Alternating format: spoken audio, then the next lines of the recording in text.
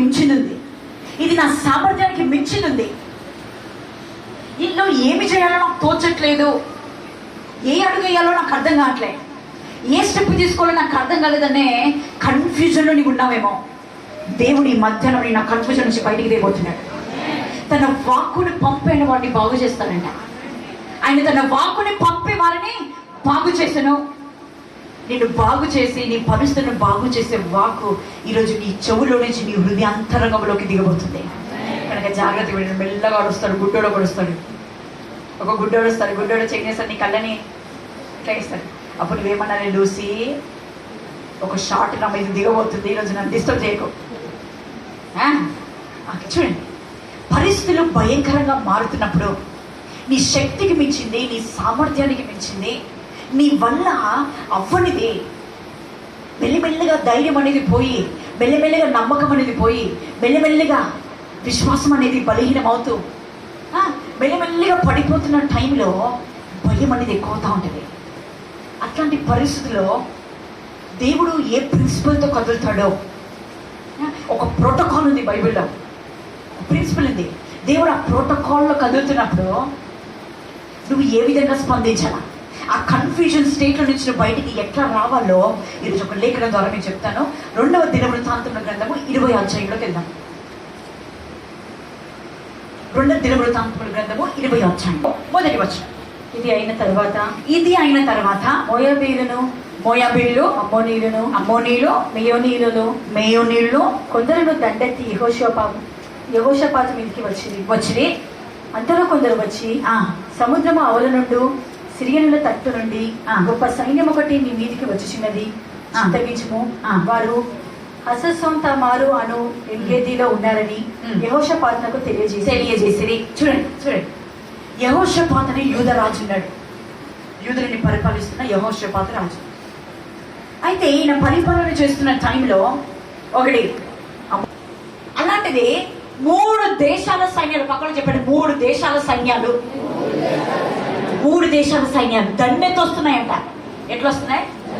దండెత్తి అంటే వేసేద్దామని రోషంతో వస్తున్నారు 3 దేశాలు.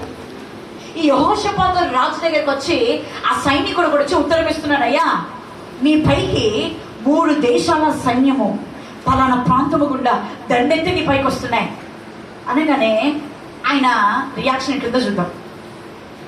యెహోషాపాతునకు తెలియజేసి తర్వాత అందుకు యెహోషాపాతు భయపడి, అందుకు జాగ్రత్త వినండి వింటున్నారా? అందుకు యెహోషాపాతు ఏమైనట చెప్పాలి ఏమైనాడు? భయపడి యెహోవా యొద్ద విచారించుటకు మనస్సు నిలుపుకొని 3 దేశాల సైన్యము ఇప్పుడు ఈయన మీదకి వస్తుంది. జనరల్గా దేశాన్ని పరిపాలిస్తున్న ఒక రాజు ఇతర దేశముతో యుద్ధం చేయడానికి వస్తున్నప్పుడు, ఇతర దేశము ఆయన మీద పడుతున్నప్పుడు ఈ రాజు ఏం చేస్తాడు? జనరల్గా లోకపరంగా ఉన్న రాజు ఏం చేస్తాడు?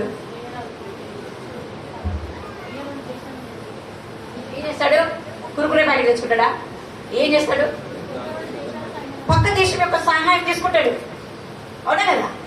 ఒక దేశము ఈ దేశం మీదకి వస్తున్నప్పుడు ఈ దేశపు రాజు ఏం చేస్తాడంటే, నా బలము సరిపోతుందా లేదా, నా సైన్యం ఆ సైన్యంతో సరిపోతుందా లేదా, నా దేశం ఆ దేశాన్ని ఢీ కొడుతుందా లేదా, మేము గెలుస్తామని లేదా ఫస్ట్ చెక్ చేసుకుంటాడు. వార్త రాగానే యుద్ధము అలర్ట్లోకి వస్తుంది, యుద్ధము ప్రకటింపబడుతుంది అనగానే ఈ దేశం యొక్క రాజు ఏం చేస్తాడంటే, నా దేశానికి ఆ బలం ఉందా, ఆయుధాలు ఉన్నాయా, ఎదిరించగలుగుతానా, పోరాడగలుగుతానా, నాకు ఆ సత్తు ఉందా, నా సైన్యము నిలబడి కొట్లాడేంత సైన్యము బలంగా ఉందా, అవతల బలం ఎంత ఉంది, అన్ని పోల్చుకుని అన్ని గమనించుకుంటాడు. గమనించుకున్న తర్వాత అడుగు ముందుకేస్తాడు. ఓకేనా? అడుగు ముందుకేస్తాడా లేకపోతే వెళ్ళి కాంప్రమైజ్ అయిపోయి ఆ దేశంతో కలిసిపోయి బానిసలోకి వెళ్ళిపోవాలా, డెసిషన్ తీసుకున్న టైం అది. ఇప్పుడు యెహోషాపాతుకి తెలిసిందే ఏమని, 3 సైన్యాలు, 3 దేశాల యొక్క సైన్యాలు. అవి సామాన్యమైన దేశాలు కూడా కాదు. అవి అమ్మోనీయులు, మోయాబీయులు, మెయోనీయులు అంటే విస్తారమైన దేశాలు, అవి చిన్న దేశాలేం కావు. ఆ 3 దేశాలు దండెత్తి గొప్ప సైన్యముతో యుద్ధం చేయడానికి వస్తున్నప్పుడు ఈ వార్త వినగానే మొదటిగా యెహోషాపాతు ఏం చేస్తున్నాడు? భయపడ్డాడు. భయపడగానే సహజమైన మానవుడు ఏం చేస్తాడు? భయపడితే ఇక మీరు మాట్లాడితే నేను ఏమైనా చెప్తాను, లేకపోతే మాట్లాడలేకపోతారంటే స్వస్థత ప్రార్థన చేస్తాను, ఈ 2 వద్దంటే సైలెంట్గా ఊపుతాను.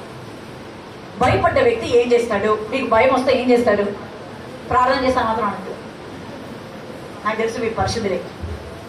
జనరల్గా భయపడ్డాడు, అమ్మ అంత పెద్దది ఉందా పరిస్థితి, అంత కష్టం ఉందా, ఏం చేస్తాడు? భయపడి ఆ దేశాన్ని విడిచిపెట్టి పారిపోవాలి. 3 దేశాలు, మరి ఒక దేశం కూడా కాదు. ఇప్పుడు ఫిక్స్ అయిపోయినాడు, నా సత్వం సరిపోదు. భయపడి ఇంకో దేశాన్ని అప్రోచ్ అవ్వలే.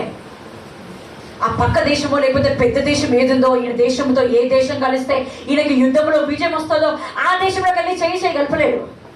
ఆ దేశంలోకి వెళ్ళి తన మనసులో ఉన్న బాధ చెప్పలేడు.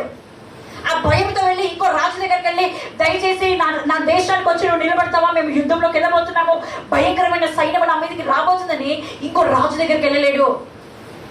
యెహోషాపాతు ఆ మాట విని భయపడి యెహోవా యుద్ధ విచారణ చేయుటకు మనస్సు నిలుపుకొని, ఏం నిలుపుకున్నాడు? ఎవరి మనస్సు ఆయన మీద ఆనుకొననో వారిని పూర్ణ శాంతము గలవాడిగా ఆయన కాపాడతాడు. సో యెహోషాపాతు రాజు ఎప్పుడైతే విన్నాడో, గొప్ప సైన్యముతో కూడిన శత్రువు నా మీద పడబోతున్నారు, నా దేశం మీద పడబోతున్నారు అని భయపడి తన మనసునంతా భయముతో నిండుకొనింది, కలవరంతో నింపబడింది. ఇప్పుడు తన మనసు అంతా కూడా నెమ్మది లేదు, ధైర్యం లేదు, ముందు అడుగు వేయడానికి తన శక్తి సరిపోవట్లేదు, కన్నెత్తి ఆ గంటను చూడడానికి కూడా ఆయనకి ధైర్యం సరిపోవట్లే. అట్లాంటి పరిస్థితుల్లో ఏం చేశాడు తెలుసా? ఆ భయములో తన మనస్సుతో యెహోవా యుద్ధ విచారణ చేయడానికి ఆ మనసును నిలిపినాడంట. అంటే మనసు ఎక్కడో పరిగెత్తుతుంది, లోకంలో ఎక్కడైనా సహాయం దొరుకుతుందేమో, ఏ దేశం దగ్గరికైనా వెళ్దామేమో, ఏ సైన్యంతో చేయగలుగుతామని మనసు పరిగెత్తుతున్నప్పుడు ఈయన అంటున్నాడు, ఈ మనసు దేవుడి దగ్గర నిలిపినాడంట. కొన్నిసార్లు నీ పరిస్థితులు అల్లకల్లోలంగా మారి నీ శక్తికి మించిన కష్టం నీ కళ్ళ ఎదురు నిలబడ్డప్పుడు నీ మనసు ఎక్కడెక్కడో పరిగెత్తుతుంది. ఫలానా ఆ అధికారి దగ్గరికి వెళ్తే నాకు సహాయం దొరుకుతుందేమో, ఫలానా ఈ వ్యక్తి దగ్గరికి వెళ్తే నాకు సహాయం దొరుకుతుందేమో, ఫలానా ఆస్తిపరుడు ఆ వ్యక్తి దగ్గరికి వెళ్తే నాకు సహాయం దొరుకుతుందేమో, ఫలానా ఆ బలవంతుడు నిలబడితే నాకు సహాయం దొరుకుతుందేమో అని నీ మనసు ఎక్కడెక్కడో పరిగెత్తుతుంది. కానీ యెహోషాపాతు రాజు, ఈ యూదా రాజు మనసు కూడా ఎక్కడెక్కడో పరిగెత్తుంటే లేఖనం చెప్తుంది ఆయన మనసుని నిలిపినాడంటే ఆపినాడు. ఆ దేశం వద్దు, ఈ దేశం వద్దు, ఆ సైన్యం వద్దు, ఈ సైన్యం వద్దు, వేరే దేశాల యొక్క ఆయుధాలు మనకొద్దు, నా మనసుని యెహోవా యుద్ధ విచారించినప్పుడు నిలుపుతాను. దేవుని దగ్గర నిలుపుకున్నాడంట. ఈరోజు నీ కష్ట పరిస్థితిలో నీ మనసుని ఎక్కడెక్కడ తిప్పిందో, ఏ బలవంతుల దగ్గరికి వెళ్ళి తీసుకెళ్ళిందో నీ మనసు, ఏ లోకంలో ఉన్న అధికారుల దగ్గరికి తీసుకెళ్ళి నిలబెట్టిందో నీ మనసు, ఎక్కడ సహాయం దొరుకుతుందో నేను అక్కడెక్కడ తిప్పిందేమో, నీ మనసు చెప్పినట్టుగా అక్కడెక్కడ తిరిగి వచ్చినావేమో. కానీ దేవుడి రుజువుతో మాట్లాడుతున్నాడు, నీ మనసు దేవుని దగ్గర విచారించటకు ఆయన సన్నిధిలో కనుక నిలుపుకుంటే యెహోషాపాతు రాజు యూదా రాజుకు జరిగిందే ఖచ్చితంగా నీ జీవితంలో దేవుడి రుజువు చేయబోతున్నాడు. హల్లెలూయా, హల్లెలూయా. నిలుపుకొని ఏమంటాడు తెలుసా? తన దేశంలో ఉన్న ఆ యూదా ప్రజలకు ఆ వార్తని పంపించినాడు. మన పైకి గొప్ప దండు ఒకటి వచ్చింది, 3 దేశాల సైన్యాలు మనకి పోటీగా నిలబడ్డాయి యుద్ధము చేయడానికి. ఇప్పుడు మన శక్తి సరిపోదు, మన బలము సరిపోదు, కాబట్టి దేవుడి దగ్గర మనం విచారణ చేద్దాము, దేవుడితో సమయాన్ని గడుపుదామని పాలెములో దేశములో వార్త చాటినాడంట. మీకు తెలుసా, రాజు దేవుడి దగ్గర మనసు నిలుపుకోవడమే కాదు, దేశ ప్రజల యొక్క మనసులని కూడా దేవుడి దగ్గరికి తీసుకొచ్చి నిలబెట్టేట్టుగా చేసినాడు. నీ కుటుంబంలో నీవు భయముతో ఉన్నావేమో, కలవరంతో ఉన్నావేమో, నీ బాధ్యత ఏంటో తెలుసా? నువ్వు ఒక్కడివి కూర్చోడమే కాదు, నీ కుటుంబం అంతటినీ కూడా, వారి మనసు అంతటినీ కూడా దేవుడి దగ్గర నిలిపేటట్టుగా నీ బాధ్యత తీసుకోవాలా. నేను ఒక్కరు నిలబడతా కదా చాలే, మా అమ్మ ఒక్కటి చేస్తుంది కదా చాలే, మా నాయన ఒకడు ఉపవాస ప్రార్థన చేస్తారు చాలే కాదు. అక్కడ దేశం అంతా మీరు చదవండి, శిష్యులతో కూడా 13వ వచనం చదవడం ఒకసారి. మేము స్వతంత్రించుకొనవలెనని నీవు మాకు ఇచ్చిన నీ స్వాస్థ్యముల నుండి మమ్మను తోలివేయటకి వారు బయలుదేరి వచ్చి 13 యూదా వారందరూ తమ శిశువులతోనూ భార్యలతోనూ పిల్లలతోనూ యెహోవా సన్నిధిని నిలవబడి. ఎవరెవరు నిలబడ్డారంట చెప్పాలి, చదువుపోయిన వింటున్నారు కదా మైండ్లో చెప్తే. యూదా వారందరూ శిష్యులతోనూ భార్యలతోనూ పిల్లలతోనూ శిష్యుడు ఎవరు, పిల్లలు ఎవరు? ఇప్పుడు శిష్యులు అంటున్నాడు, పిల్లలు అంటున్నాడు. శిష్యుడు ఎవరు, పిల్లలు ఎవరు? శిష్యులు అంటే ఎవరు తెలుసా? నెలల మాసం ఉంటారు కదా, నెలల పిల్లలు, పాలు తాగే పిల్లలు, నెలల వ్యవధి ఉంటారు కదా, వాళ్ళని శిష్యుడు అంట. వాళ్ళు కూడా అవసరమా విచారణ చేయడానికి? చెప్పండి. నెలల పిల్లలు, మంత్స్ బేబీ. నేను అడుగుతా మిమ్మల్ని ప్రశ్న, మంత్స్ బేబీ కూడా అవసరమా దేవుని దగ్గర విచారణ చేయడానికి? పిల్లలంటే సరే పోనీ సండే స్కూల్ పోయడం వల్ల జ్ఞానం ఉంది. దావీదునే గొలియాత్కో ఏ లేకే మారా ఓ లేకే మారా అది అలా తెలుసు కాబట్టి సరే పిల్లలు పట్టుకుపోయినారు. శిష్యుడికి ఏం తెలుసు దేవుడి గురించి? మీరు చెప్పండి. వాళ్ళు ఏం విచారణ చేస్తారు? చేస్తావా చేయమంటారా దేవుణ్ణి? శిష్యుడితో కూడా మంత్స్ బేబీని అంటే మీరు చెప్పండి, ఎవరైనా ఇంకా గుడారాల్లో ఇంట్లో ఇంకెవరైనా ఉన్నారా? చెప్పండి, ఎవరైనా ఇంట్లో ఉన్నారా? నెలల పిల్లలు, బాలింతలు. అప్పుడే డెలివరీ అయినా కూడా ఆ శిష్యుడు కూడా పట్టుకొని వచ్చిండొచ్చు. ఏడికి వచ్చినారు తెలుసా వీళ్ళంతా?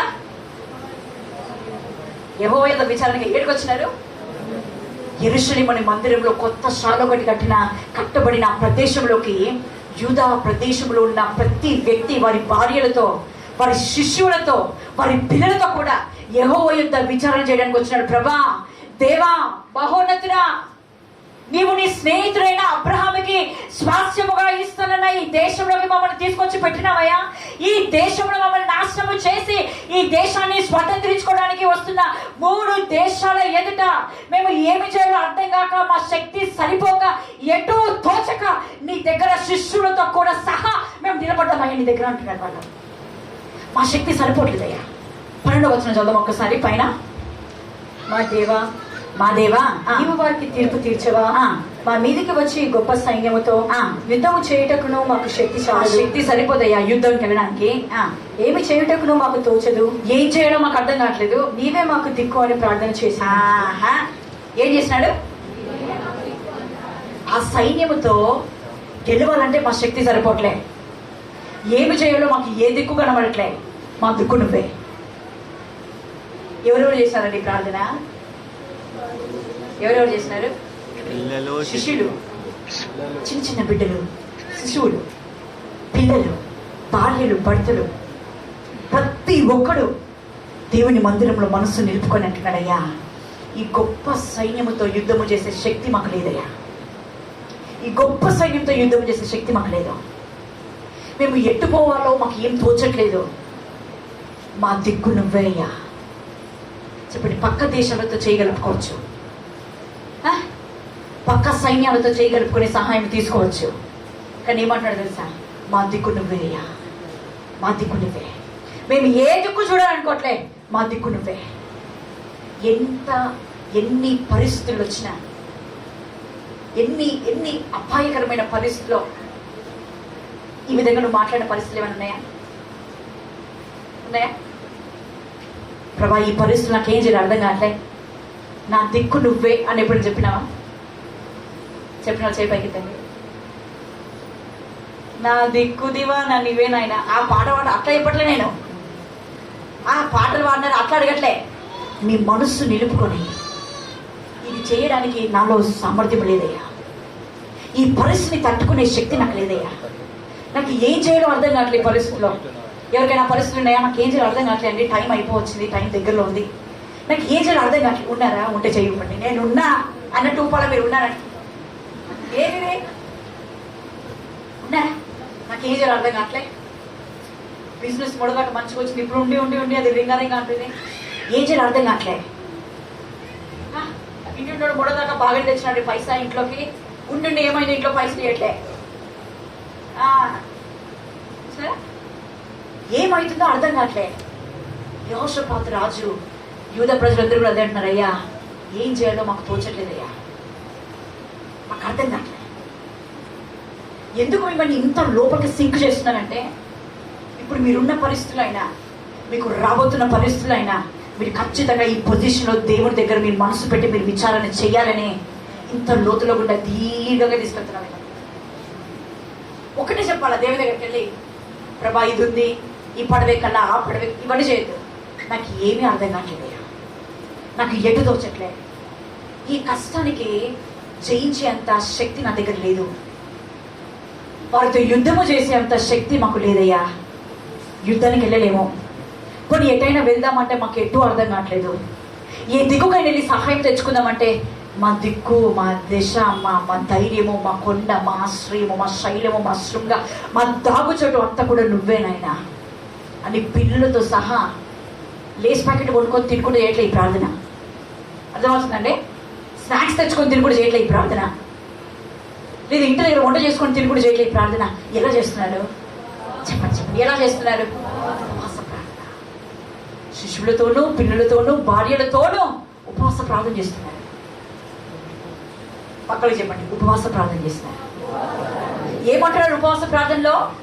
మా శక్తి సరిపోదు, మాకు ఎటు దోచట్లేదు, మా దిక్కు నువ్వే. చెప్పండి 3 మాటలు. మా శక్తి సరిపోదు, మాకు ఎటు దోచట్లేదు, మా దిక్కు నువ్వే. ఏమంటున్నారు ఉపవాస ప్రార్థనలో? మా శక్తి సరిపోదు, మాకు ఎటు దోచట్లేదు, మా దిక్కు నువ్వే. ఇంతగా నువ్వుగాక ఎవరు లేదు అన్న తర్వాత దేవుడు మౌనంగా ఉంటాడా? చెప్పండి. పిల్లలతో సహా వచ్చి కూర్చున్నారు, దేవుడు ఊరుకునే ఉంటాడా? పక్కన అడిగిన దేవుడు ఊరుకుంటాడా ఈ పరిస్థితిలో? మనస్సు నిలుపుకొని దేవుని దగ్గర విచారణ చేస్తూ మా దిక్కు నివ్వే అన్న తర్వాత దేవుడు మౌనంగా ఉంటాడా? అక్కడ చెప్పండి, దేవుడు మౌనంగా ఉండడు, దేవుడు కదులుతాడు, దేవుడు మాట్లాడే దేవుడు. యోబు ఏమంటాడు తెలుసా? దేవుడు ఒక్కసారి మాట్లాడతాడు, రెండోసారి కూడా పలుకుతాడంట. ఒక్కసారి చెప్పి వదిలేస్తే దేవుడు కాదు, మళ్ళా దర్శిస్తాడు ఆయన. ఇప్పుడు ఏం జరిగిందో చూద్దాము. దేవుడు యెహెజ్కేలు అనే ఒక ప్రవక్త పైకి దేవుని యొక్క ఆత్మ దిగింది. ఇప్పుడు చూద్దాం ఏం జరిగిందో. అప్పుడు మత్తన్యాకు పుట్టిన ఏహీయేలు కుమారుడైన బెనాయాకు జనమైన జకర్యా కుమారుడును ఆసాపు సంతతి వాడును లేవీయుడనగు యెహజీయేలు సమాజములో ఉండెను. ఆ యూదవారిలో లేవీయుడైన ఈయన కూడా ఉన్నాడు. యెహోవా ఆత్మ అతని మీదికి రాగా అతడు ఇలాగ ప్రకటించండి. దేవుడు మాట్లాడుతున్నాడు ఇప్పుడు.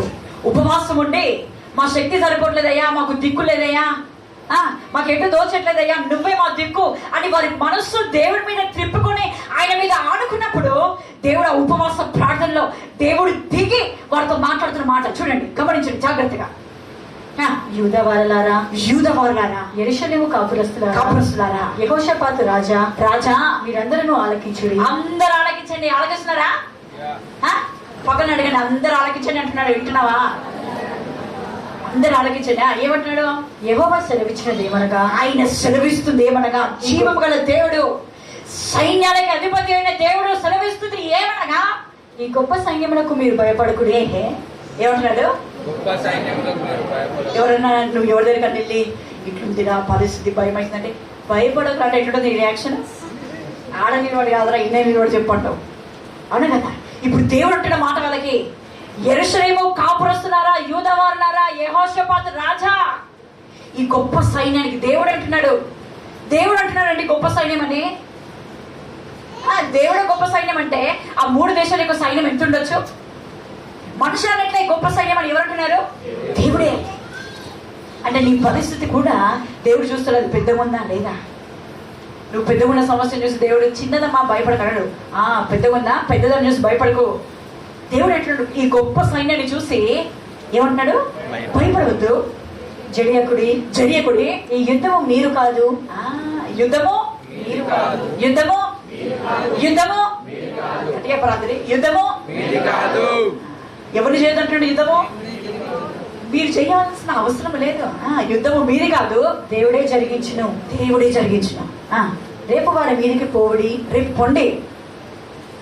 వారి పక్క దేశాలు పట్టుకొని పోమంటున్నాడా? ఎవరైనా హెల్ప్ తీసుకొని పోమంటున్నాడా? పోయి యుద్ధం చేయమంటున్నాడా? మరి యుద్ధం చేయకుండా యుద్ధ భూమిలోకి ఎందుకు పోవాలా చెప్పండి? ఈయన అంటున్నాడు యుద్ధం చేసే శక్తి మా దగ్గర లేదని. వింటున్నారా? ఇంటి చేయగెత్తండి. వీళ్ళు దేవుడి దగ్గర అన్న మాట ఏంటి తెలుసా? యుద్ధం చేసే శక్తి మా దగ్గర లేదు. కానీ దేవుడు అంటున్నాడు మీరు యుద్ధం చేయాల్సిన అవసరం లే, కానీ యుద్ధ భూమిలోకి పడి. నేను అడుగుతున్న ప్రశ్న ఏంటంటే, యుద్ధం చేయకుండా యుద్ధ భూమిలోకి ఎందుకు వెళ్ళాలి? అదే మీ పక్కనే యుద్ధం చేయకుండా యుద్ధ భూమిలోకి ఎందుకు పోవాలి? ఎప్పుడైనా చదివినది అధ్యాయము? మీకు ఎప్పుడైనా ప్రశ్న వచ్చింది? యుద్ధము మీరు చేయాల్సిన అవసరం లేదంటున్నాడు, మళ్ళీ యుద్ధంలోకి రేపండి. ఎందుకు పోమంటున్నాడు యుద్ధానికి? కొన్నిసార్లు దేవుడిని కట్టాడు, భయపడవద్దు, నేను ఆ సమస్యని సాల్వ్ చేస్తానని చెప్తాడు. మళ్ళీ అంటాడు వెళ్ళి అక్కడి నుంచో. సాల్వ్ చేస్తానని చెప్పిన తర్వాత ఎందుకు వెళ్ళమంటున్నాడు? వింటున్నారా? ఓరేపు సంగమా, దర్గా నివాసులారా, విశ్వాసులారా, వింటున్నారా? వాళ్ళకి చెప్పిన మాట ఏంటంటే మీరు యుద్ధం చేయరు అంటున్నాడు. వాళ్ళు యుద్ధం చేయరు అంటున్నాడు. మళ్ళీ ఏమంటున్నాడు? రేపు పొద్దున అక్కడికి వెళ్ళండి. యుద్ధం చేయకుండా పోవాల్సిన అవసరం ఏంటి? అక్క మాకు తెలియదు, నువ్వు చెప్పంటానని నేను చెప్తా కదా. అంటే ఏం అర్థం చేసుకోవాలి? నా పాయింట్ ఎంతమందికి అర్థమైంది? దేవుడు అంటుంటాడు మీరు యుద్ధం చేయొద్దు, శక్తి సరిపోదు అంటారు కదా, మీరు యుద్ధం చేయకండి. మళ్ళీ కింద ఏమంటున్నాడు? రేపు ఉండి శత్రువులు పోతే నిన్ను పాస్పోర్ట్ సైజ్ ఫోటో తీసుకుని పంపిస్తారా? చెప్పండి. పోనీ ఈ ట్రెండ్ అయితే సెల్ఫీ తీసుకొని పంపిస్తారా? పూర్తిగా వదిలేస్తారా వాళ్ళు మమ్మల్ని? వద్దారు. మీరు యుద్ధం చేయదంటున్నారు కానీ రేపు పొండి. చెప్పండి, కానీ రేపు పొండి అంటున్నాడు. చెప్పండి చెప్పండి, మీరెందుకు అంత బాధపడుతున్నారు? పోయేటోళ్ళకి బాధ, నీకెందుకు? కానీ రేపు పొండి అంటున్నాడు దేవుడు. పక్కన చెప్పు, వాళ్ళని దేవుడు రేపు పొమ్మంటున్నాడు.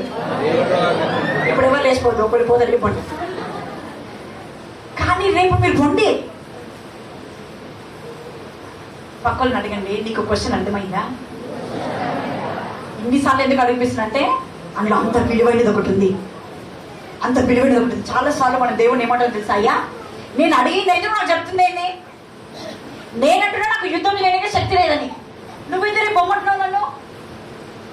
మరి పొమ్మనేటప్పుడన్నా ఈ కత్తి తీసుకోపో, నేను దాన్ని ప్రేరణ వేసి నేను అభిషేకించినట్టున్నాడా? నేను కూడా వచ్చినట్టు నాకు గాలి వదిన ఆయుధాలు తీసుకొని పోండి వాళ్ళు చచ్చిపోతారు అంటున్నాడా? చెప్పడం వల్ల క్లియర్ కట్ ఒక హెచ్చరిక ఇస్తున్నాడు, మీరు యుద్ధం చేయరు. అప్పుడు అమ్మాయ అనుకుంటున్నారు, ఎప్పుడే రేపు పొద్దుగల పొండి అంటున్నాడు. ఇక ఎవరికైనా కన్ఫ్యూజన్ అయిన ఆన్సర్ దొరికిందా ఇప్పటివరకు? ఎవరికైనా అక్క దేవుడు ఆన్సర్ ఇచ్చిన కానీ కంప్లీట్ కన్ఫ్యూజ్ అయ్యాక నేను. మీరు యుద్ధము చేయరు, భయపడవద్దు, జడియవద్దు, మీరు యుద్ధము చేయరు. కానీ రేపు ఈ టైంకి యుద్ధ భూమిలో పోండి. చదువు దేవుడు ఏమన్నాడు? ఇంకా రేపు వారి మీదకి పోవుడి వారు జీజు అనే ఎక్కుడు మార్గమున వచ్చేద్దరు. ఆ దాకా వస్తారు రేపు టైంకి, ఈ టైం వరకు. మీరు ఎరువేలు అరణ్యం ముందరనున్న బాగుకొన్న దగ్గర వారిని కనుగొందురు. ఈ యుద్ధంలో మీరు పోట్లాడవలసిన నిమిత్తము లేదు. యూదా వారలారా, యెరూషలేము వారలారా, మీరు యుద్ధ పంక్తులు తీర్చి నిలవబడుడి. మీతో కూడా ఉన్న యెహోవా దయచేయ రక్షణను మీరు చూచెదరు. భయపడకుడి, జడియకుడి, రేపు వారి మీదికి పోవుడి, యెహోవా మీతో కూడా ఉండును. ఫైనల్ గా వారికి ఇచ్చిన మాట ఏంటి తెలుసా? యెహోవా మీతో కూడా ఉండబోతున్నాడా? ఉంటాడా? ఉండును. అంటే నువ్వు అడిగేస్తున్నావా? యూదా వారలారా, రాజా నువ్వు అడిగేస్తున్నావా? నీతో పాటు ఆయన ఉండును. దీనికంటే మధ్యలో ఒక షాకింగ్ ఒక న్యూస్ చెప్పినాడు దేవుడు. వాళ్ళు ఆ దారి గుండా వస్తారు, మీరు ఈ దారి గుండా వెళ్తారు, మీరు వారిని కనుగొంటారు. అక్కడ చెప్పండి, కనుగొంటారు, కనుగొంటారు, కనుగొంటారు. యుద్ధం చేస్తారన్నాడా? యుద్ధం చేస్తారన్నాడా? కథలు తీసుకోండి అన్నాడా? మీరు వారిని కనుగొంటారు. ఈ మాట గుర్తుపెట్టుకోండి, కనుగొంటారు. పక్కన చెప్పి ఇది గుర్తుపెట్టుకో, కనుగొంటావు, కనుగొంటావు, వాడిని కనుగొంటావు, వాడిని కనుగొంటావు. చలో దేవుడు ఆన్సర్ ఇచ్చేస్తున్నాడు. రేపు ఈ టైంకి వెళ్ళండి, వాళ్ళు పలానా మార్గం నుంచి వస్తారు, ఈ టైం వరకు మీరు ఈ ప్రయాణం చేసేసరికి అక్కడ వారిని కనుగొంటారు. ఈ దేవుడు అనే యెహోవా నీకు తోడుగా ఉండడం అని చెప్పి దేవుడు మాట సెలవిచ్చాడు. మాట సెలవియగానే ఇప్పుడు యెహోషాపాతు ఆ ప్రజలందరూ కూడా, దేశ నివాసులందరూ కూడా ఏం చేశారు తెలుసా? దేవుణ్ణి స్తుతించినారు. యెహోషాపాతు ముందుకు వచ్చి ప్రజలందరికీ చెప్తున్నాడు, మనం ఉపవాసం చేసినాం, దేవుడు మనకి జవాబు ఇచ్చినాడు, ఇప్పుడు మనము వెళ్ళాల్సిన టైం వచ్చింది అని చెప్పి ఏమన్నా తెలుసా? యాజకులను పిలిపించినాడు. పాటలు పాడడానికి కోరాహు ఇద్దరు గుంపులను పిలిపించినాడు. ఆ ఇద్దరు గుంపులని పరిశుద్ధ అలంకారములతో వారిని తయారు చేశాడు. చాలా మంది జవాబు రాగానే దేవుడు ఉంటున్నాడు, దేవుడు చేస్తున్నాడు, ఇక ఆయనే చూసుకుంటాడు అని పట్టించుకోడు చాలా మంది. దేవుడు వాటర్ క్యాన్ బెస్ట్ చేస్తున్నాడు, ఆయనే పట్టుకురావాలి, నాకు సంబంధం లే. దేవుడు ఇడ్లీ వ్యాపారాన్ని ఇడ్లీలు పెంచుతున్నాడు, ఇప్పుడు దేవుడే పెంచాలి. నేను 1 కిలో రవ్వని తెస్తా, 100 కాస్త 500 కావాలి. ఇది దేవుడు మాట ఇచ్చినాడు, దేవుడు చేయాలి. దేవుడు ప్రవచనం నుంచి నీకు ఒక మాట ఇచ్చినాడా? నువ్వు ఉపవాసం ఉండి ప్రార్థన చేసినావు, దేవుడు జవాబు ఇచ్చినాడు. ఆడికి అయిపోయింది అనుకుంటారు అందరూ. పక్కన ఆడికి అయిపోలేదక్క. ప్రియ దేవుని బిడ్డ చెప్పండి, పక్కన ప్రియ దేవుని బిడ్డ. ఆడికి అయిపోలేదు, మనం ఆడికి ఆగిపోయినాం కాబట్టి అది ఆడికి ఆగిపోయింది. దేవుడు వాళ్ళకి చెప్పినా నేను మీతో కూడా ఉంటా అన్నాడు. అయ్యి దేవుడు ఉన్నాడు, ఇంకేంది రేపు పొద్దున పోదాం అని అనుకోలేనా? తెలుసా మీకు? రేపు పొద్దున పోదాం అనుకోలే, ఆ రాత్రే స్టెప్ తీసుకున్నారు. తెలుసా? ఆ రాత్రే స్టెప్ తీసుకుని ఎవరి గానబృందము కావాలా కావాలే అలా తరపున నేను క్షమాపణ కొడుతున్న జాగ్రత్త. ఆ రాత్రి స్టెప్ తీసుకొని ఏం చేసినాడంటే పాటలు పాడే బృందాన్ని పిలిచినాడు. చెప్పండి, ఎవరిని పిలిచినాడు? ఎవరన్నా యుద్ధానికి భయంతో పోయిస్తున్నప్పుడు ఈ కీబోర్డుని తప్పడానికి పిలుచుకుంటారా? పిలుచుకుంటారా? మీరు చెప్పండి. పిలుచుకోండి. ఈయనతో పిలుస్తున్నాడని మీ జయరాజ్ని డోలో కట్టుకొని రమ్మంటే ఏం చేస్తాడు? గంటనగా పోతుందా భయమా? ఈయనేం చేసింది తెలుసా? యుద్ధం మనం చెయ్యం కదా, యుద్ధం మనం చెయ్యము. కానీ మనం చేయాల్సిన పని ఏంటంటే ప్రభువుని స్తుతిస్తూ నీ కృప నిరంతరముడు అని స్తుతించుకుంటూ అడుగులు పెట్టాము అని చెప్పినాడు. మనం యుద్ధం చేసే పని లేదు అంటే మన పని ఒకటే, ప్రభువుని స్తుతించడము. నువ్వు దిగులు పడాల్సిన పని లేదని దేవుడు నీకు చెప్పినాడా? నువ్వు భయపడాల్సిన పని లేదని దేవుడు నీకు చెప్పినాడా? నీ హస్తము చాపి చేయాల్సిన పని లేదని దేవుడు చెప్పినాడా? అయితే ఇంకో పని నీకు ఇంటర్నెట్ గా చెప్తున్నాడు. నువ్వు గానము ప్రతి గానముతో నీ హృదయపూర్వకంగా ప్రభువుని స్తుతించే టైంలో నువ్వు నిలబడ్డావని ప్రభు సూటిగా నీతో మాట్లాడుతున్నాడు. నేను ఆశీర్వదిస్తానని మాట ఇచ్చిన తర్వాత, నేను బ్లెస్ చేస్తానని ప్రవచనం ఇచ్చిన తర్వాత, నేను విడిపిస్తానని వాగ్దానం ఇచ్చిన తర్వాత, ఆ మాటని పొందుకొని నీకు తోడుగా ఉంటానని మాట ఇచ్చిన తర్వాత నీ నెక్స్ట్ స్టెప్ ఏముండాలంటే నువ్వు ప్రభుని స్తుతించడం ఆరంభించాలా. స్తుతించడము, ప్రభుని స్తుతించడం ఆరంభించాలా. ఈ ఇద్దరు గుంపులని, పాటలు పాడే 2 గుంపుల వారిని ముందు నిలబెట్టి పరిశుద్ధ అలంకారములతో వారిని అలంకరించి ముందుకు వెళ్తా ఉన్నారు. ఏమని తెలుసా? అయ్యా నీ కృప నిరంతరం ఉండునయ్యా.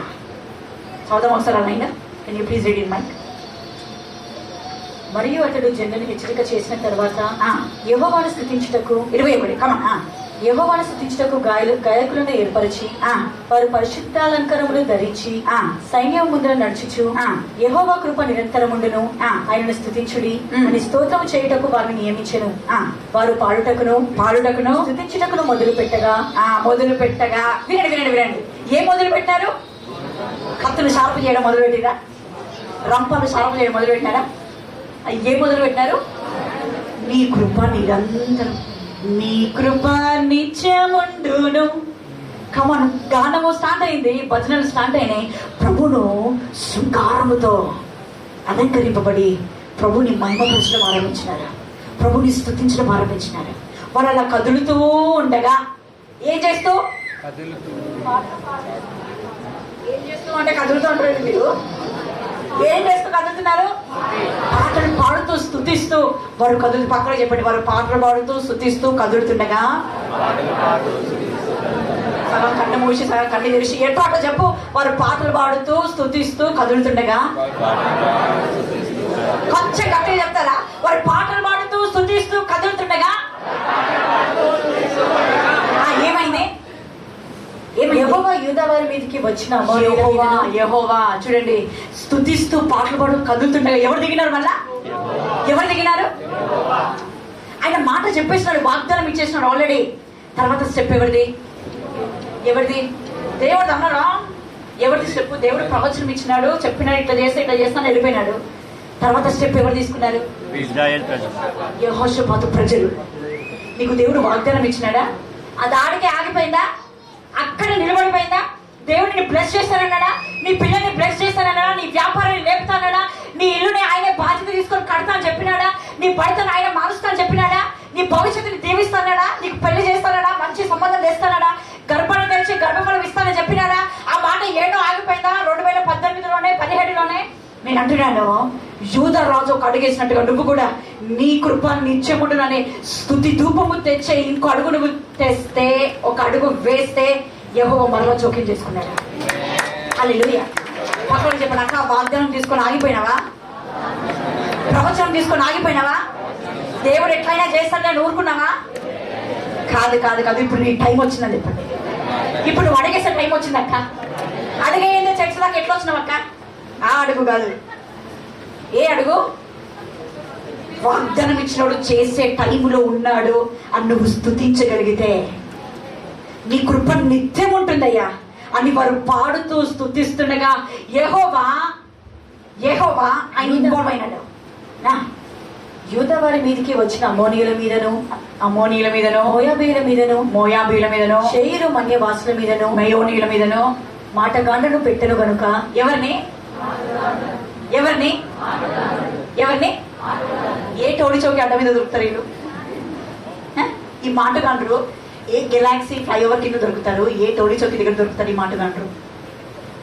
భూమి పుట్టినప్పటి నుంచి అప్పటి వరకు కాదు, ఈ రోజు వరకు ఈ మాటగాండ్రు ఎట్టుంటాడో ఎవరికి తెలియదు. పోనీ చెప్దామంటే చూసిన వాళ్ళు ఏమో చచ్చిపోయినారు. తెలుసా మీరే? మాటగాండ్రు అనే మాట ఎట్లుంటాడో భూమి పుట్టినప్పటి నుంచి ఆ యుద్ధ భూమిలో చూసేంత వరకు ఎవరికి తెలియదు. పోనీ దాని తర్వాతనైనా వారిని వర్ణిద్దామంటే చూసిన వాళ్ళు అసలు చచ్చిపోయినారు. ఈ మాటగాండ్రు అనేటోళ్ళు ఇన్విజిబుల్ క్రీచర్స్. వాళ్ళు సామాన్యమైన మానవులకి కంటి కనబడని దేవుని హస్తములో వాడబడుతున్న ఒక అదృశ్యమైన వ్యక్తులు. అంటే దేవుడు నీకు విజయం ఇవ్వాలి అంటే భూమి పుట్టినప్పటి నుంచి ఈ రోజు వరకు ఏ మానవుడు కళ్ళతో చూడలేని సాధనాన్ని ప్రభు నీ కొరకు వాడుకుంటాడు. హల్లెలూయా, హల్లెలూయా. అప్పటి వరకు మాటగాళ్ళు అంటే ఎవరికి తెలియదు. వాళ్ళు పంచ కట్టుకున్నారా, ధోతి కట్టుకున్నారా, ఇన్షర్ట్ వేసుకున్నారా, సూట్ వేసుకున్నారా, ఎవరికి తెలియదు. ఆ క్యారెక్టర్ ఎట్లుంటుందో కూడా తెలియదు. ఆ మానవుడు ఎట్లుంటాడో తెలీదు. భూమి పుట్టినప్పటి నుంచి ఈ మాటగాండ్రు అనే పదము దాని ముందు దాని తర్వాత ఎక్కడ లేదు. బైబిల్లో కూడా చరిత్ర కూడా ఎక్కడ లేదు ఈ మాటగాండ్రు అనే వాళ్ళు. భూమి పుట్టినప్పటి నుంచి లేని సాధనాలని ప్రభువు పరలోకం నుంచి నీ కొరకు పంపుతాడు. హల్లెలూయా, హల్లెలూయా. ఎప్పుడు తెలుసా? నువ్వు ఆయన మీద మనసు నిలుపుకున్నప్పుడు నీకున్న అక్క పలానా వ్యక్తి కనుక నా పరిస్థితుల్లో ఇంటర్ అవుతే నా పరిస్థితి సెటిల్ అయిపోతుంది అనుకుంటున్నావా? వారికి నువ్వు పోవాల్సిన అవసరం లేదు. వాళ్ళ వరకు సృష్టి చూడలేని మాటగాండ్రు వాళ్ళ హృదయాలని దర్శించినట్టుగా ప్రభు పరలోకం నుంచి వాళ్ళ దగ్గరికి పంపిస్తాడు. హల్లెలూయా. ఒకటే నమ్మాలా, ప్రభు మాట ఇచ్చినాడా, ఆయన చేస్తాడంతే. నువ్వు ఆయన్ని స్తుతించడం మొదలుపెట్టు. మాట ఇచ్చినాడులే, నాకు అనిలన్న చెప్పినాడు, నాకు ప్రవీణ్ అన్న చెప్పినాడు, నాకు పలానా ప్రవక్త చెప్పినాడు, ఇప్పుడు దేవుడు చేస్తాడు. ఇక కాదు, ఏముండాలా? స్తుతించాలా. స్తుతి చేయుట నీతిమంతులకు శుభస్కరమైంది. అంటే స్తుతి చేస్తున్న ప్రతిసారి ప్రవచనము పని చేయడానికి నువ్వు గేట్ ఓపెన్ చేస్తున్నావు. స్తుతి చేస్తున్న ప్రతిసారి. సరే, ఫస్ట్ ఈ క్వశ్చన్ క్లారిఫై చేద్దాము. ఎంతమంది ప్రవచనాలు ఆగిపోయినాయి క్రియలో జరగకుండా? మళ్ళీ అద్దపావు పాపులేషన్. ఎంతమంది ప్రవచనాలు ఆగిపోయినాయి? ఎంతమంది దర్శనాలు ఆగిపోయినాయి? ఎంతమంది జీవితంలో దేవుడు చేస్తున్న మాట చేస్తున్న వరకు ఆగిపోయింది? పక్కన చెప్పండి. ఇక ఉండదాకా ఇక టైం దగ్గరలో ఉంది. ఎప్పుడు? స్తుతించినప్పుడు స్టార్ట్ ప్రైజింగ్ లార్డ్. ఆయనని స్తుతించడం ఆరంభించింది. స్తుతించినప్పుడు అంట మాటగాండ్రు దిగినారంట యుద్ధ భూమిలోకి. ఎవరు? అప్పటికి యూదా వారు వెళ్ళారు. ఎవరైనా భూమిలోకి? ఆ ప్లేస్ లోకి ఇంకా యూదా వారు ఎవరు వెళ్ళలేదు. దేవుని ప్రజలు ఇంకా భూమిలో అడుగే పెట్టలేదు. వీళ్ళు వెళ్ళే కంటే ముందుగానే పరలోకం నుంచి మాటగాండ్రు పంపబడ్డారంట. ఏం చేశారు ఈ మాటగాండ్రు? చదువు. మాటగాండ్రు పెట్టెను కనుక వారు హతులైరి. అమోనీయులను మోయాబీలను శేయరు మన్యవాసులను బొత్తిగా చంపి నిర్మూలము చేయవలనని పొంచి ఉండి వారి మీద పడిరి.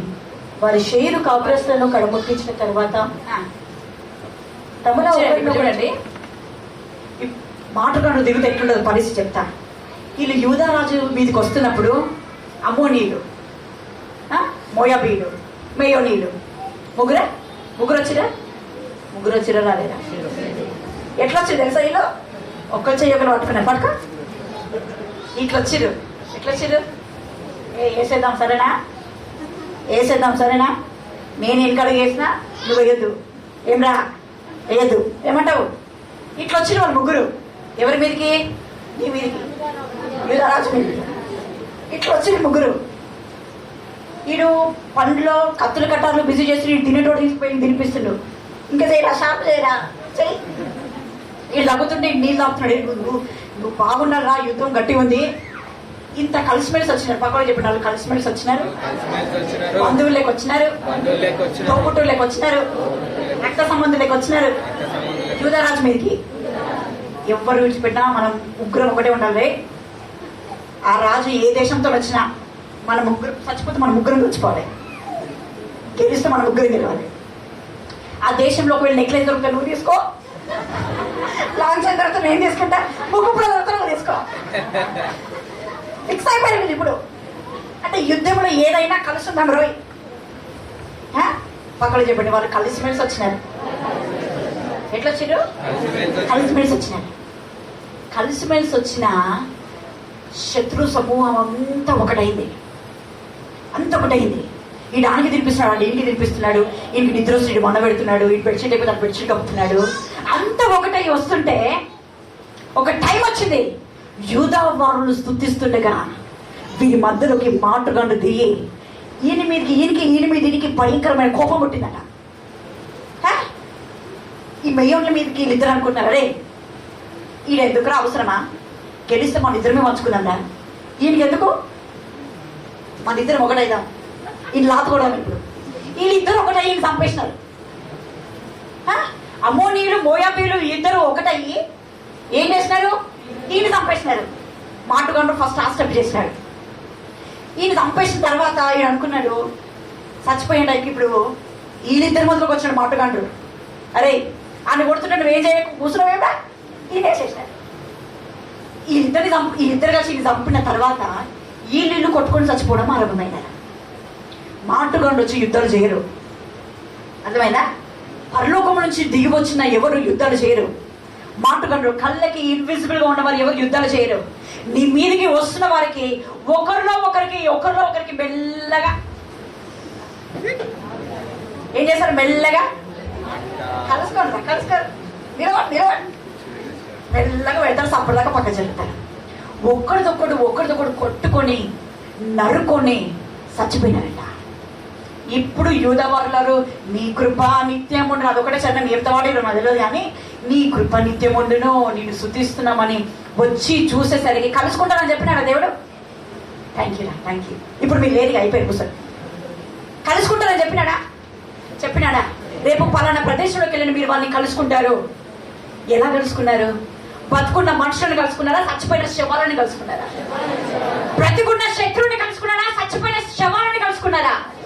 ఎవరిని చూస్తున్నారు? శవాలను చూస్తున్నారు. మీరు యుద్ధం చేయరని దేవుడు చెప్పిండా? మీరు యుద్ధము చేయరని దేవుడు చెప్పినాడా లేదా? ఏంటంటే మీరు ఏం హుషారు లేరు. మీరు సెలవు పెట్టిస్తామండి. మీకు యుద్ధము చేయరు దేవుడు చెప్పినాడా? మీరు అక్కడికి వెళ్ళిన తర్వాత పలానా ప్లేస్ లో వాళ్ళని కలుసుకుంటారని చెప్పినాడా? చెప్పినట్టుగానే జరిగిందా మన తేడా అయిందా? చెప్పినట్టుగానే జరిగింది. వీళ్ళు వెళ్ళేసరికి ఏ 3 సైన్యాలను చూసైతే భయపడ్డారు, ఏ 3 సైన్యాలను చూసైతే మా శక్తి చాలదు అనుకున్నారు, ఏ 3 సైన్యాలను చూసైతే మాకు ఎటు తోచట్లేదు అన్నారు, ఏ 3 సైన్యాలను చూసైతే ప్రభా మా దిక్కు నువ్వే ప్రభా, మేమేమీ చేయలేము ప్రభా అని అరుస్తారు. ఆ 3 సైన్యాల వాళ్ళు శవాలుగా వాళ్ళ కళ్ళ ముందు కనబడ్డారు. ప్రభా నీకు మహిమ కలుగునుగా కానీ బిగ్గరగా కేక వేసి ప్రభువుని స్తుతించడం ఆరంభించినారు. హల్లెలూయా. నువ్వు ప్రభువు దగ్గర నీ మనసు నిలుపుకొని నువ్వు విచారించినప్పుడు ప్రభువు నీతో మాట్లాడతాడు. ప్రభువు నీతో మాట్లాడినప్పుడు నువ్వు ప్రభువుని స్తుతించినప్పుడు ప్రభువు నీ శత్రువుని శవాలుగా నీ కళ్ళ ముందు నిలబడతాడు. నువ్వు యుద్ధము చేయ పనే లేదు. హల్లెలూయా. సరే, ఇప్పుడు నా క్వశ్చన్, ఎవడైనా యుద్ధానికి వస్తున్నప్పుడు ఇది చదువుదాం, ఒక్కసారి చదువుదాము. 20వ అధ్యాయము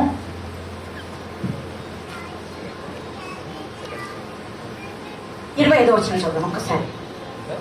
యెహోషాపాతును అతని జనులను వారి వస్తువులను దోచుకొనుటకును దగ్గరికి రాగా ఆ శవముల యొక్క విస్తారమైన ధనమును ప్రశస్తమైన నగరును కనబడెను.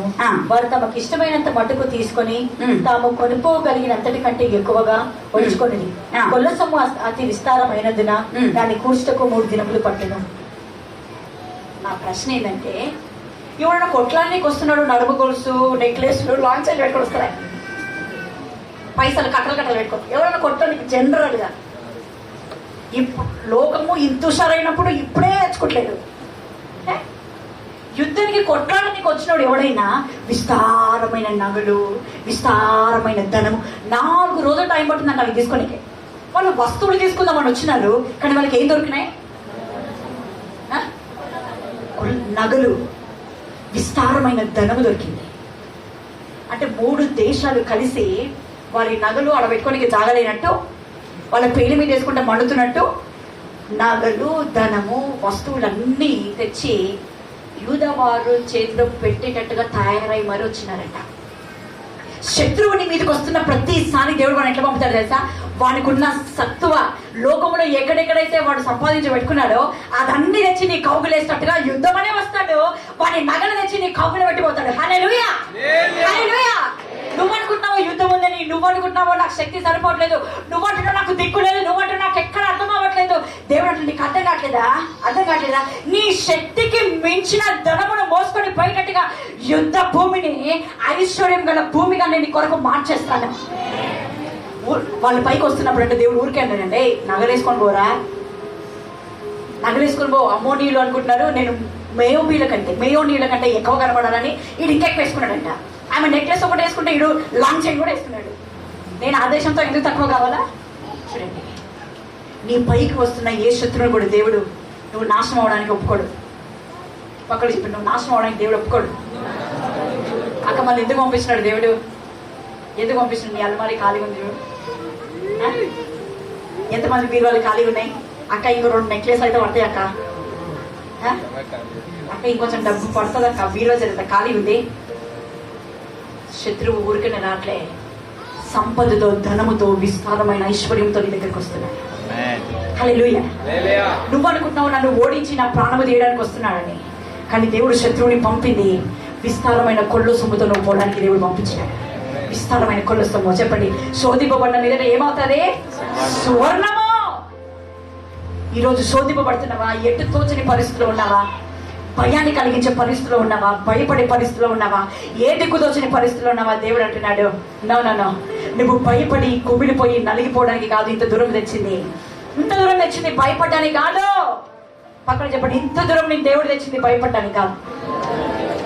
ఇంత దూరం దేవుడు నిన్ను విశ్వాస ప్రయాణంలో నడిపించింది శత్రువు చేతిలో ఓడిపోవడానికి కాదు, రోగంతో సావడానికి కాదు, అప్పుతోటి సూసైడ్ చేసుకోవడానికి కాదు, అసమాధానంతో కృంగిపోయి ఆరోగ్యం దెబ్బతినడానికి కాదు.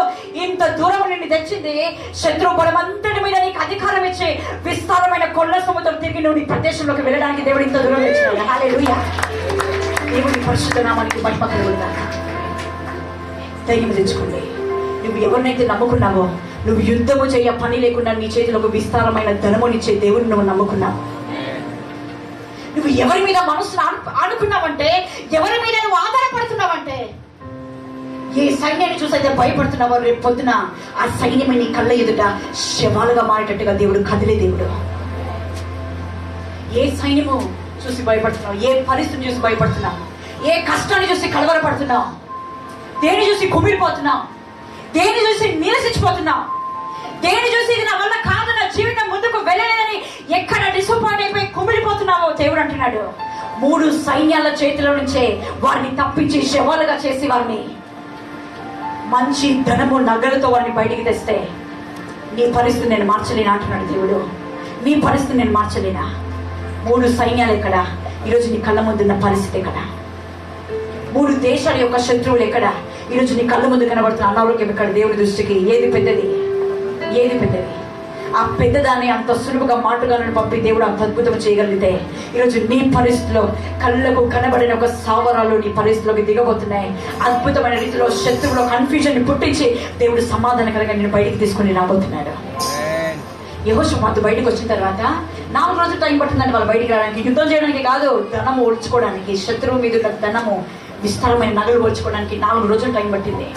టైం పట్టినాక వాళ్ళు ఎక్కడి నుంచి ప్రయాణం స్టార్ట్ చేస్తున్నారు? మందిరం దగ్గర ప్రార్థన చేసి మందిరం దగ్గర నుంచి పాట పాడుకుంటూ స్టార్ట్ అయినాడు. వాళ్ళు డబ్బు సంచులు పట్టుకొని ఎవరింటికి వాళ్ళు పోలే తెలుసా? ఎవరింటికి వాళ్ళు పోలేడు. అరే నాకు నెక్లెస్ ఉంది ఇంట్లో పెట్టొస్తా, నాకు కలం దొరికింది ఇంట్లో పెట్టొస్తా, నాకు iPhone 13 Pro Max దొరికింది ఇంట్లో పెట్టొస్తా అంటే ఎవరింటి కాడ పోలే. ఎక్కడ పోయినాడు? వాళ్ళందరూ మందిరంలోకి పోయినారు. పోయి ఏమన్నారు తెలుసా? ప్రభా, నీవే యుగ యుగాలకు దేవుడు, ఇంత గొప్ప విజయాన్ని మాకు ఇచ్చిన ప్రభా, నీకు స్తోత్ర ప్రభా అని స్తుతించినారంట. మళ్ళా ఎవరు స్టెప్ తీసుకున్నారు? ఫస్ట్ యెహోషాపాతు రాజు దేవుడు, మళ్ళీ ఈ రాజు దేవుడు, రాజు మళ్ళీ స్టెప్ తీసుకుంటే దేవుడు తీసుకోవాలి కదా. దేవుడు వాడు మందిరంలోకి వచ్చి ప్రభువును ఆరాధించిన తర్వాత తను బ్రతికినన్ని రోజులు తన రాజ్యం అంతా కూడా నిమ్మలంగా చేశానంట దేవుడు. మళ్ళీ ఏ దేశపు రాజు, ఏ సైన్యము రాలేదంట ఈ రాజు బతుకున్న రోజులు యుద్ధానికి. హల్లెలూయా. దేవుడు నీకు ఇవ్వబోతున్న విడుదల శత్రువు గుండెల్లో భయాన్ని పుట్టించబోతుంది. మీ చదవని కింద చుట్టుపక్కల ఉన్న ప్రతి దేశాల యొక్క రాజుల సైన్యాల్లో భయము పుట్టినట్టుగా దేవుడి అద్భుతాలు చూపించాడు. అతను బతుకున్న రోజులు ఏ దేశపు రాజు ధైర్యం తెచ్చుకోలేంట వాడి మీదకి వెళ్తాను. నీకు ఒక్కసారి దేవుడు విడుదల దయచేస్తే మళ్ళా సాధనగా నీకు సమస్య తేయడానికి 1 తరం సరిపోదు. హల్లెలూయా. పక్కలో చెప్పు, ఇటువంటి అద్భుతమైన జీవితంలో జరగబోతుంది. ఇటువంటి అద్భుతమైన జీవితంలో జరగబోతుంది. దేని చూసి కలవరపడుతున్నావో, ఎక్కడైతే కన్ఫ్యూజ్ అయినావో, మీకు ఒకటే మాట చెప్తా. నేను చేసిందే మీకు చెప్తా. ఏదైనా పరిస్థితి మీ శక్తికి మించి ఉందనుకోండి, ఏం చేయొద్దు. ఎవ్వరు లేని టైం ఒకటి ఉంటుంది కదా, అందరు చుట్టుపక్కల ఇంట్లో పెట్టుకొని చూడరు. ఎవ్వరు లేని టైం ఒకటి ఉంటుంది. పక్కన పక్క ఎవ్వరు లేని టైం ఒకటి ఉంటుంది. ఏం చేయదు, సప్పుడు దాకా పోయి కూర్చోవాలి, సైలెంట్గా కూర్చోవాలి. ప్రభా, నువ్వు కాకుండా నాకు ఇంకెవరు లేరు. నీకు ఎమ్మెల్యే గాంధీ తెలిసిన, నీకు ఎక్స్ కార్పొరేటర్ సాయిబాబా తెలిసిన, ఏ బాబా తెలిసిన, ఏమన్నా తెలుసా? నువ్వు గాక నాకు వేరే దిక్కు లేదు ప్రభా, నువ్వు గాక వేరే సహాయం నాకు లేదు. నాకు ఏం చేయాలో అర్థం కావట్లే. ప్రార్థన అంటే ఓ కీర్తనీయుడా, మోషేతో అది చేసిన దేవా, అబ్రహాంతో అది చేసిన దేవా, ఇవే కాదు ప్రార్థన అంటే. ఇలా యూదరాజులాగా పదాలు పలికి ప్రభుని ఆకర్షించే సామర్థ్యం నీకు ఉండాలి. ఓ వ్యక్తి దగ్గర ఏదో ఒకటి ఉండాలి. రెండింటిలో ఏదో శ్రమల నుంచి బయటకు వచ్చే సత్వన నీకు ఉండాలి. అది లేకపోతే శ్రమల నుంచి నిన్ను బయటికి తీసుకుని వచ్చే దేవుని కదిలించడమైనా నీకు తెలియాల. ఏదో ఒకటి తెలియాల. నాకు ఏది రాదంటే ఇక బతకడం కష్టమే. ఏదో నువ్వు శ్రమల నుంచి బయటికి ఎట్ట రావాలన్నా తెలియాలి. అది నీకు రాకపోతే శ్రమల నుంచి నిన్ను బయటికి తీసుకొచ్చే దేవుణ్ణైనా నువ్వు కదిలించడం తెలియాలి. ఏదో ఒకటి నీకు తెలవాలక్క. బయటికి రాగలుగుతావా? రాలేమంటే ఏం చేయాలి తెలుసా? రప్పించే దేవుడిని కదిలించాలా. అయ్యా, నువ్వు మోషేతో మన్నాను పంపినవయ్యా, ఎర్ర సముద్రం చేసినవయ్యా, ఎన్నైనా అదే చేస్తావు. కొందరు నిద్రలేసి సోతం జ్యోతిర్మయ సోతం అవే పదాలు, మెనుకున్న అవే పదాలు, మధ్యరాత్రి అవే పదాలు. కూర్చోవాలి ఆయన దగ్గర. అయ్యా, నువ్వంటే పిచ్చోనైపోయినా. నేను అదే ప్రార్థన చేస్తున్నాను. రాత్రి 11 అయిందంటే నా పెళ్ళికి ముందు మా అమ్మ మా నాన్న ఇక్కడ ఉండి అడగని. రాత్రి 11 అయిందంటే నా డోర్ లాక్ అవుతుంది. దయ్యం తిరుగుతున్న రూమ్లో నేను అక్కడే, ప్రభా నువ్వంటే నాకు ఎందుకో పిచ్చి, నేను పిచ్చిదమైన ప్రభా నీ గురించి భయంకరంగా ఏడ్చేదాన్ని. నాకు ఇది చేస్తున్నావు, ఇది చేస్తున్నావు, ఇంకా జరగట్లే. నీతో మాట్లాడకుండా నేను ఉండలేకపోతున్నా. నన్ను ఇంతగా ప్రేమించినావా? నీతో మాట్లాడకుండా ఉండలేకపోతున్నా. నా పరిస్థితులు నీకు చెప్పకుండా ఉండలేకపోతున్నా. నీతో సమయం తీసుకోకుండా ఉండలేకపోతున్నా అని ఏడ్చిన రాత్రులు ఎన్నో నా జీవితంలో ఉన్నాయి. ఆ ప్రతి రాత్రి దేవుడు లెక్కించి ఈ స్టేజ్ దాకా నన్ను తెచ్చినాడు. నువ్వు ఒంటరిగా ప్రభుతో కూర్చొని మాట్లాడుతున్న ప్రతి మాట, ఈవెన్ మూడుకొని కూడా ఆయన వింటాడు. కొన్ని రాత్రులు ఏడ్చేదాన్ని కాదు, మాట్లాడేదాన్ని కాదు, మూలిగేదాన్ని కూర్చొని. ఒక్కొక్కసారి అనిపించేది, సాధారణంగా అనేటాడు చెప్పిన ఒకసారి డైరెక్ట్గా ఏమన్నాడు, నీ వయసు 23, నీకు ఏంటి ఈ పని అనేది? ఎవడు నన్ను కన్వల్లే మాట సాధనగాడు, ఏంటి నీ వయసు 23, ఈ వయసులో నీ తోటలు ఏం చేస్తున్నారు, నువ్వేం చేస్తున్నావు ఇక్కడ? తర్వాత నాకు నిజంగా ప్రశ్న పుట్టింది. ఉపకారం తిన్నా కదా, అవును నా వయసు 23, నేను ఇది దయాలతో చేస్తున్న పని. నా తోటలో 40,000 సాధిస్తున్నారు. నా పేపర్ కాపీ కొట్టినాడు 40,000 తెచ్చుకుంటున్నాడు నెలకు పోయి. నా బ్రతికేంది ఇట్లుంది. మూలుగడం ఆరంభించిన ప్రభా, నేను వెళ్ళి జాబ్ చేస్తే నాకు 40,000 వస్తాయేమో. మినిమం 30,000 వస్తాయి కదా 2 సంవత్సరాలు లేట్ చేసినందుకు. అవన్నీ కాదని ప్రభా, నాకు నీ దగ్గర కూర్చోాలనిపిస్తుంది. ఎందుకు నేను ఇట్లయినా ఒంటరిగా ఆయనతో మాట్లాడిన రోజులు ఉన్నాయి. పరిచయం ఆరంభించినప్పుడు ఈ డోర్లు లాక్ వేసుకొని ఒంటరిగా ఈ మందిరంలో కూర్చొని, ప్రభా దీని మీద నాకు ఆశ ఎక్కువ పెరిగింది ప్రభా, నేను బతకదిగా దీనికోసం బతకాలనుకుంటున్నాను ప్రభా. ఆయనతో మాట్లాడడం ఆరంభించినాను. ప్రభు నాకు దర్శనరీతిలో కనబడడం ఆరంభించినాను. ఆయన కూర్చోవడం చూస్తున్నాను, ఆయన మాట్లాడటం స్వరం ఎట్లుంటుందో చూస్తున్నాను, ఆయన అలంకరింపబడి మహిమలో పరలోకంలో ఎట్లుంటాడో కూడా చూస్తున్నాను. నువ్వు ఒంటరిగా ప్రభుతో గదిలో కూర్చుంటే ఆయన ఏ కోణంలో ఏ ప్రదేశాల్లో ఎట్లా తిరుగుతాడో, నీ ఇంట్లోకి దిగొస్తే ఎట్లొస్తాడు, నీ సోమ మీద కూర్చుంటే ఎట్లా కూర్చుంటాడు, పరలోకంలో మహిమలోకి ప్రజలు తీసుకుని వెళ్ళేటప్పుడు ఏ మహిమతో అలంకరింపబెట్టాడో ప్రతి కోణాన్ని నా 2 నేత్రాలతో నేను చూసొచ్చి ఈ స్థలంలో నిలబడుతున్నాను. ఎప్పుడు కష్టం వస్తేనే వెళ్ళి గదిలో డోర్ పెట్టుకోవడం కాదు.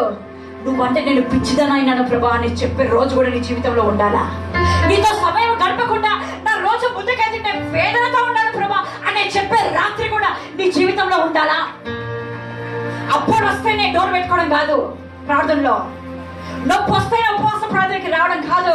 నువ్వు లేకుండా బ్రతకలేడు ప్రభా నీ సమయం తీసుకునే రోజు కూడా నీ బ్రతుకులో ఉండాలా. ఇలా చేసి చూడు, ఇలా చెప్పి చూడు. నువ్వు లేకపోతే నీ దిక్కు కాకపోతే నాకు వేరే దిక్కు లేదని చెప్పి చూడు. ప్రభు మాటుగా నందించే రోజు కూడా ఒకటి వస్తుంది నీ జీవితంలో.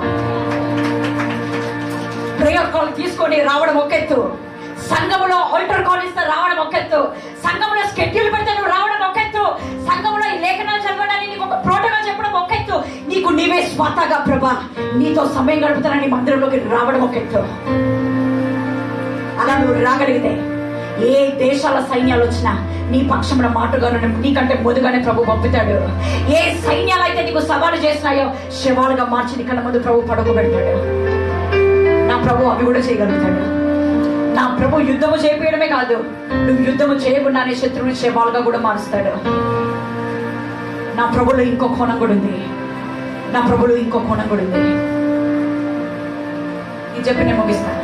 ఒక చిన్న బిడ్డ, ఇప్పుడు మా చాయిస్ ఉంది. నేను ప్రేయర్కి వస్తున్నప్పుడు ఏడ్చింది అనుకోండి, పోక నన్ను ఇట్లా పట్టుకుంది అనుకో, నేను ఏం చేస్తా, ఉండి బిడ్డ ప్రార్థన పోతాను దింపేసి వస్తా. అదే నేను 2 అడుగులు వేసిన తర్వాత మోకాళ్ళు వేసి గట్టిగా ఏడ్చింది అనుకోండి, అడుగు ముందుకు పోతుందా చెప్పండి? పోతుందా? తన బలముతో ప్రయత్నం చేసింది, ముందుకు వెళ్ళిపోయినా. కానీ కన్నీటితోని ప్రేమ బంధముతో ప్రయత్నం చేసింది, అడుగు ముందుకు పోతుందా? ఇప్పటి వరకు కన్నీటితో ప్రయత్నం చేసినావేమో, ఇప్పటి వరకు నీ బలముతో ప్రయత్నం చేసినావేమో, ఉపవాసం చేసి ఇప్పటి వరకు నీ ఓపికతో చేసినావేమో. ఇక్కడున్న నేను ప్రేమ బంధముతో ప్రభు నీ కొరకు సంపాదించుకో ఆయన కార్యాన్ని. ప్రేమ బంధముతో ఎంతమందికి వచ్చి ప్రేమగా మాట్లాడడం, I love you, you love మీ, ఇవి కాదు ప్రభా. నువ్వు లేకుండా బతకలేను ప్రభా, బతకలేను ప్రభా. నేను పిచ్చిదని అయిపోయిన ప్రభా నీ కొరకు. ఉన్నారా ఎవరైనా అట్లాంటి వారు సంఘంలో? ఉన్నారా? నేను ఉన్న పిచ్చి తరపక యాపించలేదు అమ్మ మధ్యలో. ఉన్నారా ఎవరైనా? నేను నీ కొరకు పిచ్చిదనైనా ప్రభా. ఆ స్టేజ్లోకి సంఘం రావాలా? మీరు రాకపోయినా 8వ సంవత్సరంలో ప్రభు ఆ స్టేజ్లోకి సంఘాన్ని తీసుకొని రావాలి. ఇక మేము ఇక్కడ నుంచి ఆల్టర్ కాల్ ఇవ్వాల్సిన అవసరం లే. ఈ నెల పలానా తేదీ ఉపవాస ప్రార్థనలు ఉన్నాయి. మీకు మీరే, నాకు ప్రభు అంటే పిచ్చి ఎక్కువైపోయింది, లోకంలో ఉన్న ఏ పిచ్చి హాస్పిటల్ నన్ను పట్టుకోరు, సంఘం ఒకటే నన్ను పట్టుకోగలుగుతుందని స్వతహాగా మీకు మీరే వచ్చి రేయింబగలు ఈ మందిరంలో మీరు గడపబోతున్నారు. ప్రభు మీకు ఆ పిచ్చిని గుర్తించవచ్చు. పక్కన చెప్పండి, పిచ్చిదని త్వరగా స్పష్టంగా చెప్పండి. పిచ్చి అంటే అలా ఆమె అనగలరు. స్పష్టంగా చెప్పండి, ప్రభు కొరకు నువ్వు పిచ్చిదని అవ్వబోతున్నావు. పిచ్చి ప్రేమని పుట్టబోతుంది.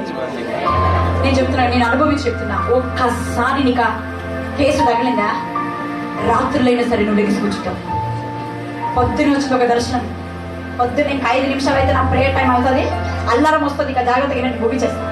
పొద్దున 5 నిమిషాల్లో నా ప్రేయర్ కాల్ అవుతుంది, స్టార్ట్ అవుతుంది. కానీ షార్ట్గా ఒక దర్శనం ఇచ్చాడు దేవుడు. ఇప్పుడు అస్సలు చెప్పాలి, 8వ సంవత్సరంలో చెప్తా. కనుక దయచేసి మీ అనుభవము ప్రభుతో మీకున్న సంబంధాన్ని లోతులోకి తీసుకుని రండి. దగ్గరలో ఉన్నాం, పక్కకు చెప్పండి, దగ్గరలో ఉన్నాం. Very near, very near. ఎల్లుండి రాబోతున్న ప్రవక్త చెప్తాడు ఎంత దగ్గరలో ఉన్నాము. మేము ఆయనకి ఫోన్లో మాట్లాడలే, ఆయన మాత్రం ఫోన్లో మాట్లాడలే. మీకు తెలుసు కదా ఆయన సత్వం ఏంటో. మన మధ్యలోకి రాబోతుంది. ఎంతమందికి తెలుసు జాన్సన్ అయ్య గారు సత్వ? ఆయన పైన అనాయింటింగ్ బలమైన ఫ్రెష్ మాటతో ప్రభు చెవులో ఆయన చెవులో పెట్టిన మాటతో మన మధ్యలో ఆయన పెదాల ద్వారా విడుదల చేయబోతున్నాడు. మంగళవారం సాయంత్రం 6 గంటలకి పక్కన చెప్పండి ఫ్రెష్ ఒకటి మంగళవారం కూడా దిగబోతుంది. అదే ఈరోజు సంఘం ఊకలేవు అక్క, ఆ రోజే ఊపుతావా? అది కాదు, దేవుడి హృదయంలో ఈ మందిరం మీద పొద్దున్నే ఆల్రెడీ ఆయన దర్శనంలో చూపించినాడు. అది జర మస్కండే ఎల్లుండి చెస్కా అవుతుంది, క్లియర్ గా చూపిస్తాడు దేవుడు. క్రిస్టల్ క్లియర్ గా ఈ మందిరం పట్ల దేవుడికి ఉన్న ఉద్దేశము సంపూర్ణంగా దేవుడు బయటపరచబోతున్నాడు. దేని చూసి కలవరపడద్దు, ఏ పరిస్థితిని చూసి నా పరిస్థితి అయిపోయింది అనుకోవద్దు, దేని చూసి దిగులు పడద్దు, ఏ కష్టాన్ని చూసి వెనకడగేయద్దు. ప్రభువు నీకు తోడున్నాడు, నిన్ను విడిపిస్తాడు, నిన్ను గొప్ప చేస్తాడు. కొల్ల సొమ్ముతో ధనవంతుడిగా చేసి లోకంలో నీ తలని పైకెత్తబోతున్నాడు. ప్రభు ఈ మాటలు దీవించి నేను ఆశీర్వదించిన దాకా సిద్ధపడదాం పరిశుద్ధ బలకై.